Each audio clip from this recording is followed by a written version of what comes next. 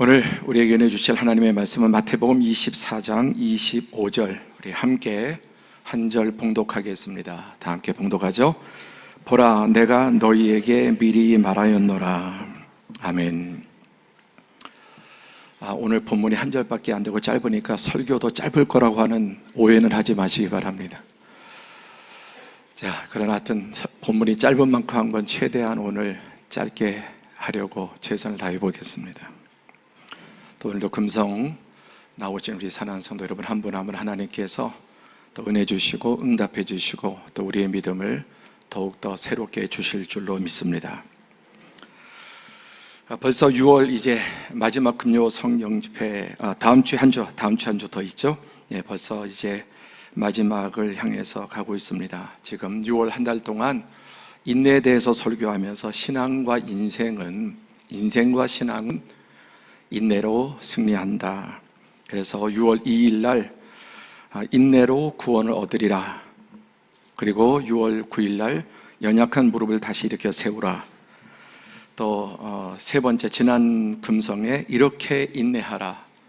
그래서 우리는 위대 그 대가들, 어떤 분야의 대가들의 노하우를, 비법을 배우면 쉽게 우리가 그 어려운 것들을 터득할 수 있습니다. 인내 대가인 다윗, 이렇게 인내하라. 그래서 그 노하우 3가지 말씀드렸죠. 예, 기억 안 하셔도 됩니다. 제가 여러분에게 물어보면 상처를 입을 것 같아서 3가지를. 자, 이렇게 인내. 첫 번째, 다윗은 결단했다. 내 영혼이 확정되고 확정되었사오니. 상황을 봐가면서 그때그때 따라가는 게 아니라 미리 결단하고 하나님 앞에 확정하고, 두 번째, 선포하죠. 마치 예약하는 것처럼, 선약하는 것처럼 나는 인내하고 끝까지 승리할 거라고 하나님 앞에 또 선약을 합니다. 그리고 다윗은 무엇보다 기도했습니다. 왜냐하면 마음에는 원이로되 육신이 약하기 때문에 우리가 아무리 확정하고 또 선포함으로 예약하고 해도 우리의 힘으로는 감당할 수 없습니다.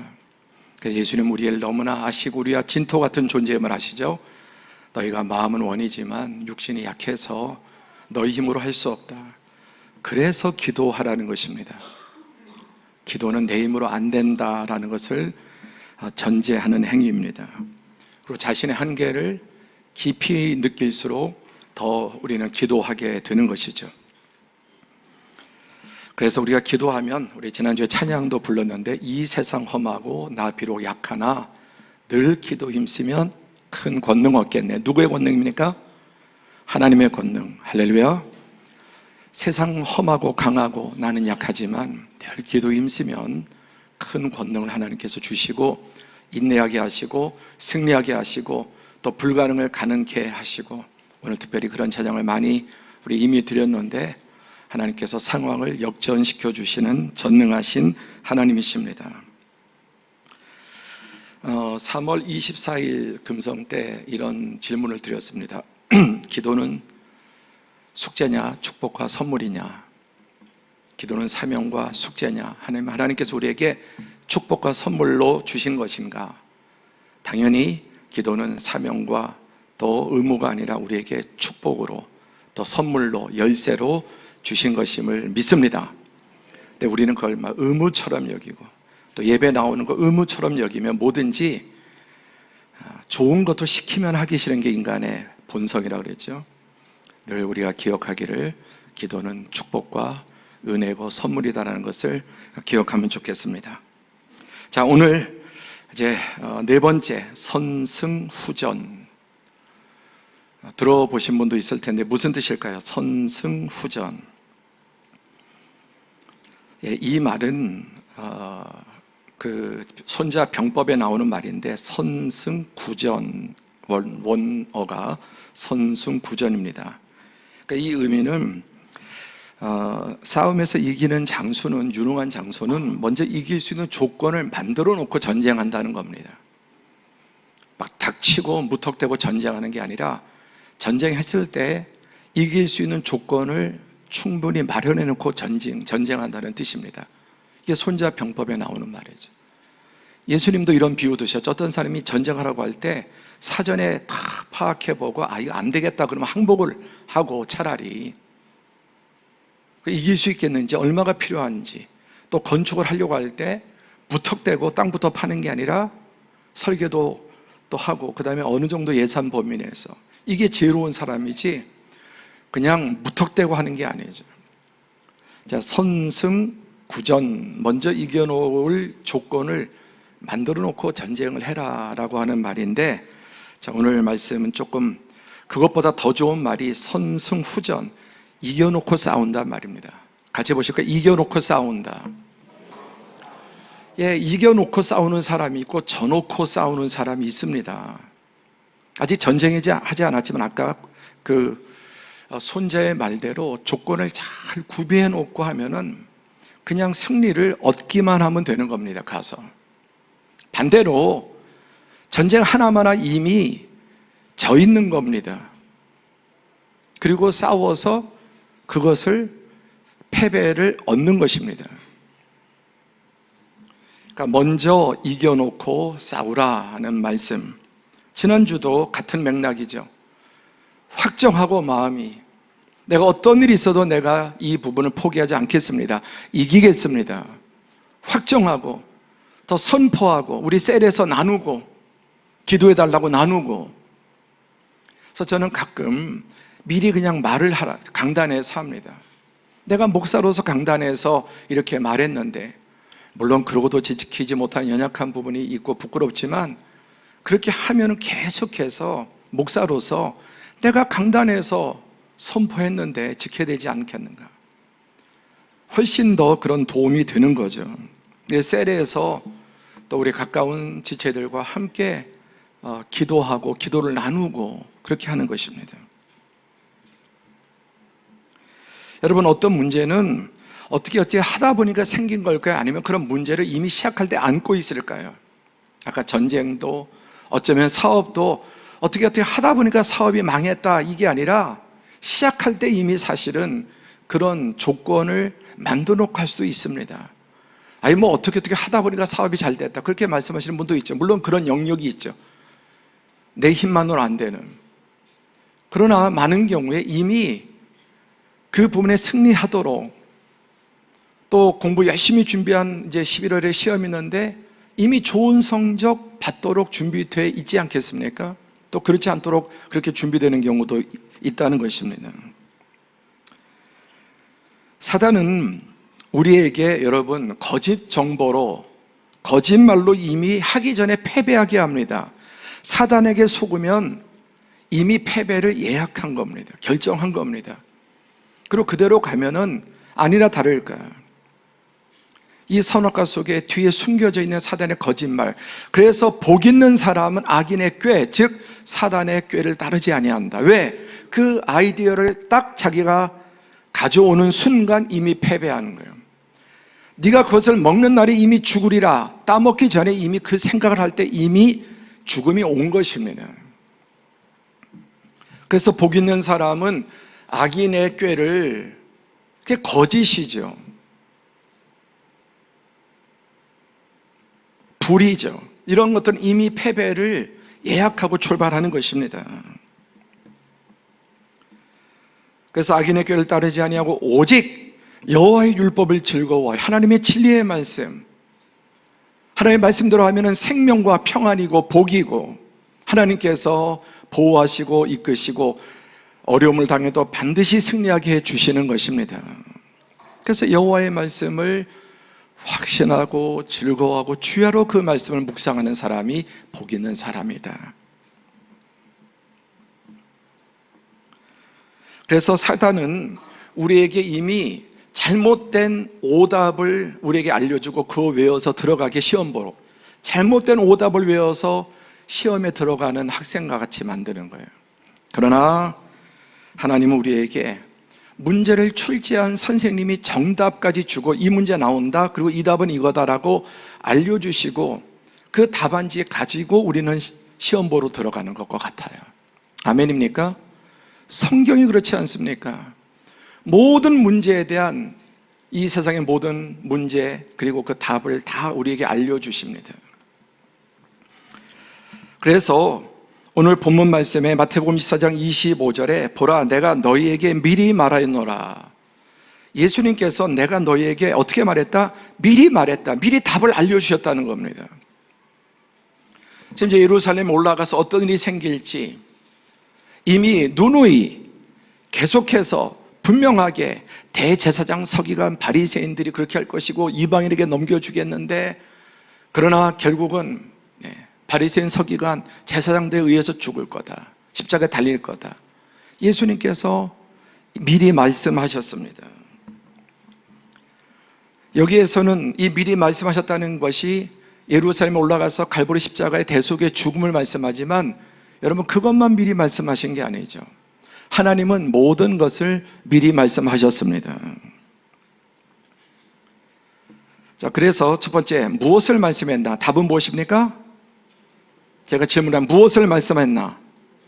모든 것을 말씀하셨습니다. 언제입니까? 미리. 자, 마가복음 13장 23절에 보면 너희는 삼가라 내가 모든 일을 너희에게 미리 말했다. 모든 일을 너희에게 미리 말했다. 이 성경은 창세부터 요한계시록까지 과거에 어떤 일이 있었는지, 역사 속에 어떤 일이 있었는지, 태초에 어떤 일이 있었는지, 그리고 지금 세상이 어디를 가고 있는지, 그리고 앞으로 세상이 어디로 가고 있는지 미리 모든 것을 말씀하고 있지 않습니까? 또 디모데후서 3장 16절에 모든 성경은 하나님의 감동으로 된 것으로, 모든 성경은 하나님의 영이신 성령께서 감동하셔서 말씀하셨는데, 이 안에는 교훈도 책망도 바르게 함도 의로 교육하기에, 이 네 개만 있다는 겁니까? 모든 것이 있다는 거예요. 모든 성경 안에는 모든 게 있다는 것입니다. 그래서 우리 기독교 교리문답에 신앙은, 성경은 우리에게 영생과 또 모든 것을 우리에게 알려주시는 정확무한 유일한 하나님의 말씀이라고 이렇게 정의합니다. 또 요한복음 16장 13절에 보면 그러나 진리의 성령이 오시면, 조금 전에 디모데후서 3장 16절에 하나님의 성령의 감동으로 기록되었고, 또 성경도 성령으로 풀어야 합니다. 성경을 사단으로 푸는 게 그게 이단인 거예요. 꿈을 꾸고도 이렇게 저렇게 해석할 수 있는 것처럼 이 하나님의 말씀을 성령에 의해서 풀면 진리가 되고, 사단에 의해서 풀면은 그게 이단이 나오고 가장 어리석고 정말 불쌍한 존재가 되고 마는 것입니다. 그래서 진리의 성령, 성경을 진리로 기록하게 하셨고 진리로 해석하게 하시는 거예요. 그가 너희를 어떤 진리입니까? 모든 진리, 구원에 이르는 진리뿐만 아니라 잠언, 전도서, 아가서 등등 성경에 보면은 얼마나 이 세상을 살아가는 지혜도 진리도 우리에게 알려줍니까? 구원에 이르는 진리를 중심으로 우리가 이 세상을 복되게 살아가는 모든 진리를, 우리를 그 가운데로 인도하십니다. 그리고 장래일을, 태초에부터 영원까지를 말씀하고 있습니다. 제가 좀 자주 쓰는 PPT 중에 하나인데, 자, 크게 거시적으로 인류 역사가 어떻게 될지, 바벨론 제국, 페르시아, 그리스, 로마, 그리고 마지막 역사의 지금 우리가 이 열 발가락의 시대, 인류 역사의 마지막 종말의 시대, 그리고 그 마지막 때 뜬돌이 나타나서 이 신상을 쳐부수고 흔적도 없이 사라져버려. 이 뜬돌은 예수 그리스도, 그리고 그의 재림에 대해서 역사를 가장 거시적으로도 보여주시고 디테일하게 미시적으로도 얼마나 깨알같이 우리에게 말씀합니까? 여러분, 복음서를 보면 성경의 구약의 율법으로, 역사로, 시가로, 예언으로 이렇게 39권이나 다양한 장르로, 다양한 방식으로 하나님의 진리를 말씀하시고, 신약에서는 또 사복음서, 역사서, 서신서, 예언서 이렇게 해서 66권으로 이렇게 풍성하게 모든 진리, 그 안에 핵심은 예수 그리스도지만 그 책마다 또 특별한 특유의 그런 또 강조점들이 있고 교훈들이 있지 않습니까? 모든 성경, 모든 진리로 우리를 하나님께서 이끌어 주시는 것입니다. 그래서 정리해보면 무엇을 말씀했나? 모든 것을. 저녁 못 드시고 오신 분들 같아요. 조금 크게 하시면 좋겠습니다. 무엇을 말씀했나? 아멘. 자, 두 번째, 어떻게 말씀했나? 확실하게. 요한복음 18장 20절에 보면 예수께서 대답하시되 내가 드러내놓고 세상에 말했다. 몇 명에게 말했다. 드러내놓고 세상에게 말씀했다. 또 모든 유대인들이 모이는 회당과 성전, 예수님을 십자가에 못 박을 그 원수 같은 자들에게도 그들에게도 말씀하셨고, 그리고 항상 가르쳤고 은밀하게는 아무것도 말하지 아니하였다. 드러내놓고 온 세상에 백일하에 항상 확실하게 말씀했다는 말씀. 또 사도행전 3장 24절에도 또한 사무엘 때부터 첫 선지자 사무엘 때부터 이어 말한 모든 선지자도 이때를 가리켜 말하였느니라. 구약을 말한 율법과 모든 선지자는 바로 이때 예수 그리스도를 주인공으로 그분에 대해서 말한 것이라고 또 증거하지 않습니까? 이것도 많은 군중 앞에 한 말입니다. 또 고린도전서 15장 1절 8절에 보면 형제들아 내가 너희에게 전한 복음을 너희에게 알게 하노니 이는 너희가 어떻게 한 것? 받은 것. 그냥 들은 것이라고 표현하지 않고 받은 것. 또 너희가 만일 내가 전한 그 말, 너희가 받은 것을 굳게 지키고 헛되이 믿지 않으면 그로 말미암아 구원을 받으리라. 또 3절에 내가 받은 것을 먼저 너희에게 전하였노니 이는 성경대로 그리스도께서, 여기서 말하는 성경이 뭡니까? 다 구약 성경을 말해요. 창세부터 말라기까지 39권 그 모든 성경의 예언대로 그리스도께서 우리 죄를 위하여 죽으시고 장사 지낸 바 되셨다가 성경대로 사흘 만에 다시 살아나서 처녀가 잉태할 것, 우리 죄를 대속할 것, 그리고 또 성경대로 죽으시고 또 사흘 만에 부활하실 것, 그 다음에 이거는 구약의 예언, 이제 신약에 와서 게바 베드로에게 보이시고 12제자에게도 보이시고 500여 형제에게도 일시에 보이셨고, 또 7절에 그 후에 야고보에게, 예수님의 육신적인 동생 야고보, 생전에 예수님이 죽기 전에는 이 야고보가 예수님, 자기 형 예수님을 메시아로 생각하지 않고 우리 형이 정신 이상인가 보다, 집에 갑시다 그리고 데리러 왔다는 기록도 있죠. 예수님의 형제들이 바로 그 야고보, 예수님의 형제하고 나중에 야고보서를 썼죠. 그 후에 또 모든 사도, 8절 시작, 맨 나중에 만삭되지 못하여 난 자 같은 내게도, 나 같은 대적자에게도, 복음의 가장 강력한 대적자, 핍박자, 예수님의 제자를 돌로 쳐서 죽이고 앞장섰던 사람, 그러한 자기에게도 보이셨다. 이게 무슨 말입니까? 예수님의 오심과 대속의 죽으심, 부활의 증인들이 이렇게 빼곡하게 많이 있다는 증언입니다. 특별히 여러분, 예수님에 대해서는 구약에 다 이렇게, 신약에도 예수를 말씀하지만 이 사복음서 마태, 마가, 누가, 요한복음을 공관복음이라고 하지만 저는 이 표현이 더 좋습니다. 다 함께 시작. 사중복음. 1겹, 2겹, 3겹, 4겹. 성경에 3겹 나오거든요. 3겹. 3겹의 줄은 끊어지지 않는다. 튼튼하다.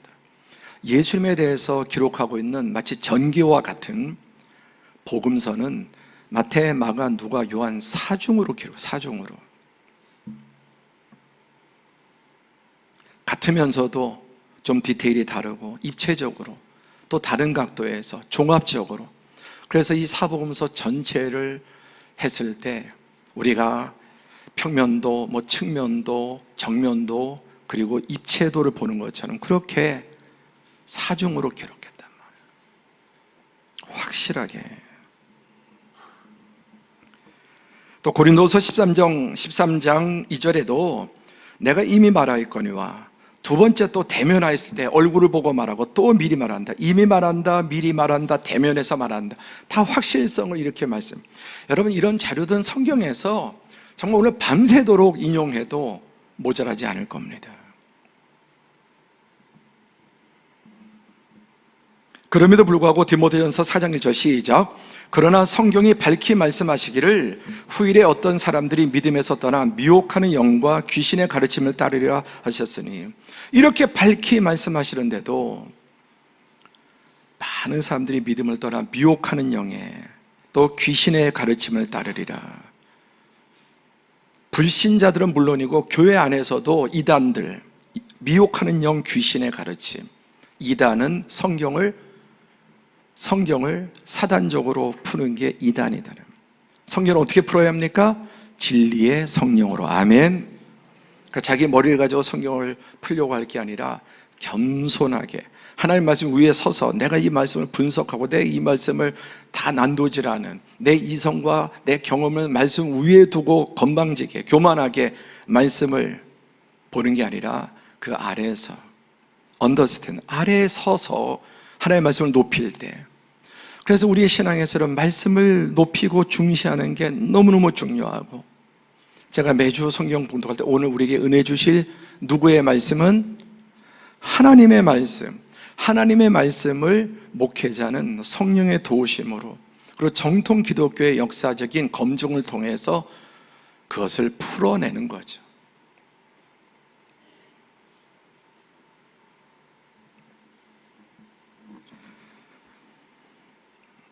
어떻게 말씀을 확실하게, 우리 한 절 더 보면 로마서 1장 20절에 창세로부터, 처음에 태초에 하나님의 천지를 창조로부터 시작해서 그의 보이지 아니하는 것들, 하나님은 보이지 않는 분이세요. 영이세요.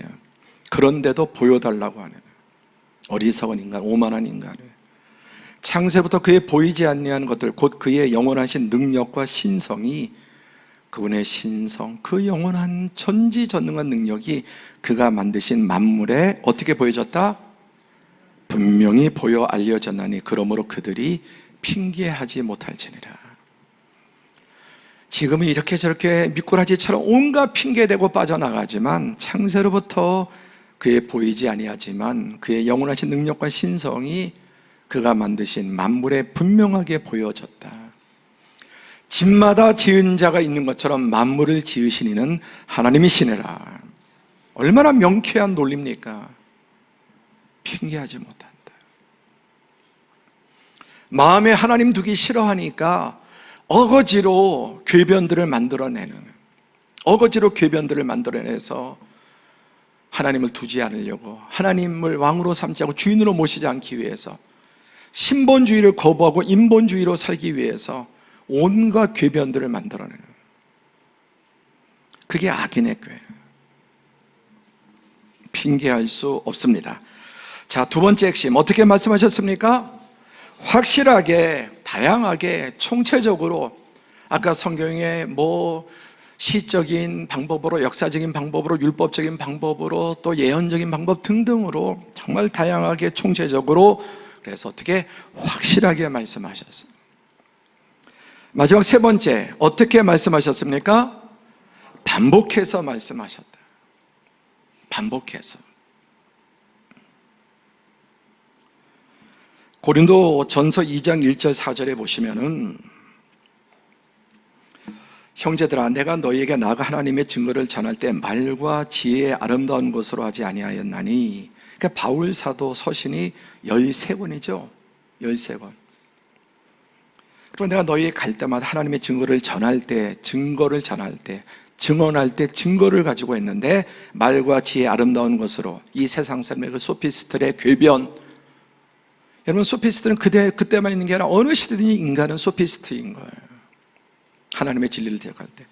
그래서 말과 지혜의 아름다운 그런 교묘한 그런 것이 아니라 내 말과 내 전도함이 설득력 있는 지혜의 말, 그 시대에 유행했던 이 소피스트들, 궤변론자들이는 그 시대에 가장 유행했던, 오늘날도 많은 사람들이 이런 궤변에 현혹이 됩니다. 그래서 어떤 진영 논리에 빠지면 벗어나지를 못해요. 어떤 한쪽 진영에 빠지면 벗어나지를 못해요.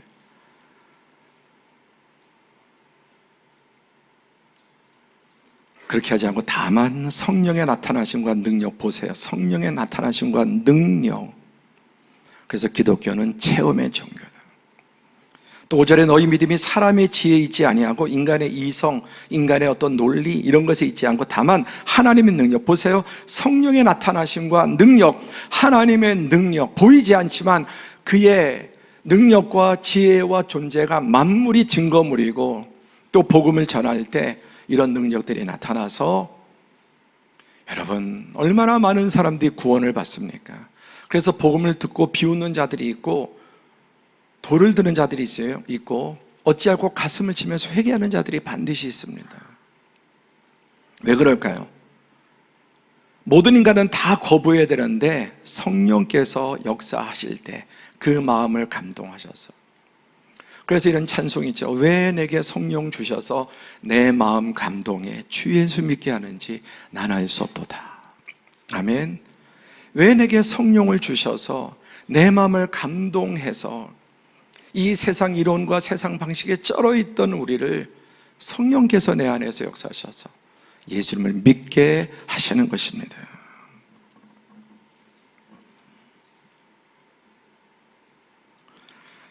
반복해서 말씀하셨습니다. 지금도 제가 모든 것을 확실하게 다양하게 다 반복해서 말씀하신 것입니다.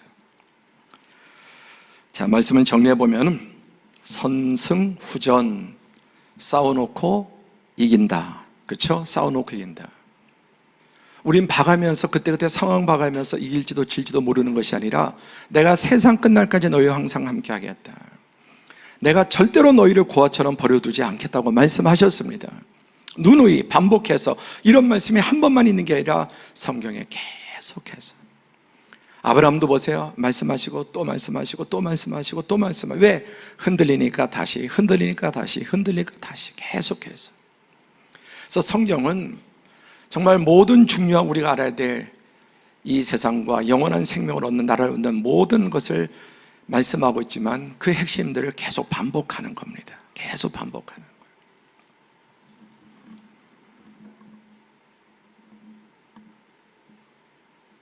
무엇을 말씀했습니까? 모든 것을. 어떻게 말씀했습니까? 확실하게. 어떻게 말씀했습니까? 저도 지금 이 밤에 얼마나 반복해서 지금 또 하고 또 하고 또 하고 지금. 그렇죠? 지난 한 달 했던 거 또 다시 반복하고 또 왜? 많이 잊어버렸을 테니까. 뭐 그러는 저는 다른 분 설교 듣고 뭐 안 잊어버려. 저도 똑같아요. 그래서 다시 반복 일부러 하는 겁니다. 일부러. 새로운 말씀을 계속 알아가는 것보다 이미 주신 말씀 잘 지키는 것으로도 충분합니다. 자, 우리 6월달에 인내와 관계에서 보세요. 야고보서 5장 11절, 보라 인내하는 자를 우리가 복되다 하나니. 여러분, 안 믿는 사람들은 인내하는 자를 복되다 합니까? 복없다 합니까? 미련하다 합니까?